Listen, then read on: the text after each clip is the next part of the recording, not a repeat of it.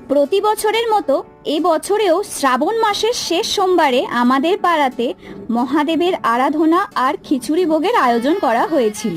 প্রথমে ঠাকুরমশাই মহাদেবের পুজো করলেন, তারপর আমরা সবাই ভোগ প্রসাদ খেলাম। মেনুতে ছিল খিচুড়ি, পাঁচমিশালি শাক চচ্চড়ি, আলুর দম, চাটনি, পায়েস, পাঁপড় ভাজা আর বোঁদে। এই যে দেখুন, কত মানুষজন এসে আমাদের পাড়াতে ভোগ প্রসাদ খাচ্ছেন। কি ভালো লাগছে না দেখে? হর হর মহাদেব। আমি আর মা ভোগ প্রসাদ খাওয়ার পর আমি আমার শানু, আমার কুচু কুচুটার সাথে একটু খেলু খেলু করছিলাম।